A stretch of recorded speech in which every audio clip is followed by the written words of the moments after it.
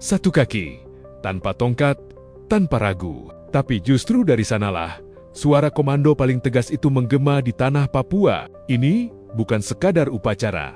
Ini momen yang bikin merinding, sekaligus membuka mata banyak orang tentang arti pendidikan yang sebenarnya. Perayaan Hari Pendidikan Nasional 2026 di Nabire, Papua Tengah, awalnya berjalan seperti biasa, lapangan sederhana, barisan siswa, dan suasana pagi yang tenang. Namun, semuanya berubah saat seorang remaja melangkah ke tengah lapangan, namanya Deki Dege. Bukan karena penampilannya berbeda, tapi karena keberanian yang ia bawa terasa begitu kuat sejak langkah pertamanya. Sabtu pagi, 2 Mei 2026, di MEPA Boarding School, semua mata tertuju pada satu sosok. Deki berdiri tegap, hanya dengan satu kaki, tanpa alat bantu, tanpa kaki palsu. Dan ketika suasana mulai hening, suara lantangnya langsung memecah udara. Dapur, Hari Pendidikan Nasional, tanggal 2 Mei tahun 2026, siap! Siap dan depan! Nada suaranya mantap, tegas, tak ada getaran ragu. Di hadapan ratusan peserta, bahkan pejabat daerah, ia memimpin jalannya upacara selama hampir 40 menit. Dan satu hal yang terasa jelas, bukan kondisi fisiknya yang dilihat orang, tapi keberanian dan kepercayaan dirinya. Tapi perjalanan Deki sampai di titik itu bukan cerita yang mudah. Ia lahir di pedalaman Paniai. Saat usianya baru 6 tahun, sebuah kecelakaan mengubah hidupnya. Kaki kirinya harus diamputasi setelah insiden di jalan. Bagi banyak orang, itu mungkin akhir dari banyak mimpi. Tapi, bagi Deki, justru awal dari keteguhan.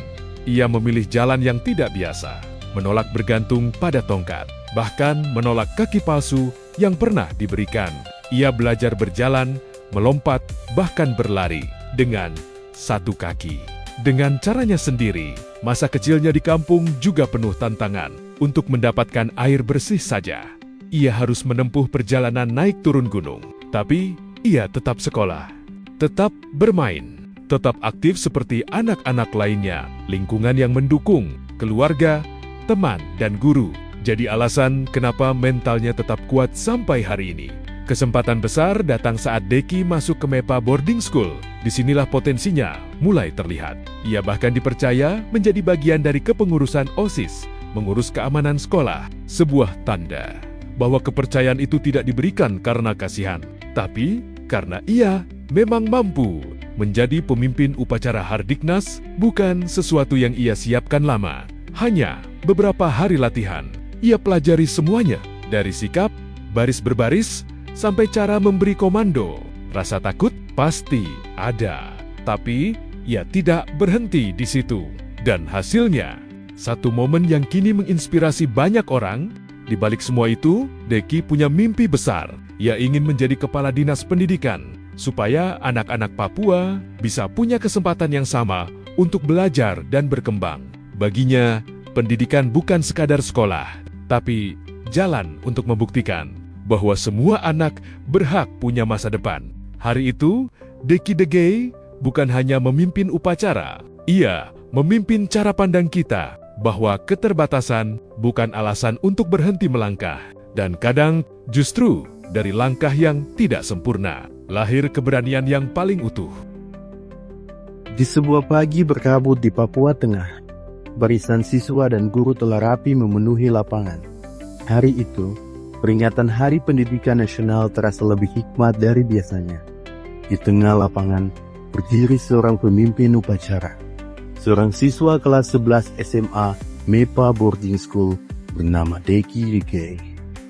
Deki berdiri dengan satu kaki. Namun siapapun yang mengenalnya tahu, ia tidak pernah benar-benar kehilangan apapun yang membuatnya lemah. Justru sebaliknya, ia memiliki sesuatu yang tidak semua orang punya, semangat yang utuh. Di asrama, kehidupan Deki berjalan seperti siswa lainnya, bahkan seringkali lebih mandiri.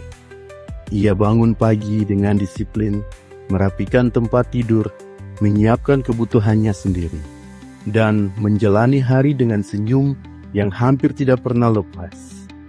Tidak ada keluhan, tidak ada rasa ingin dikasihani. Semua ia lakukan sendiri. Bagi Deki, keterbatasan bukan alasan untuk bergantung.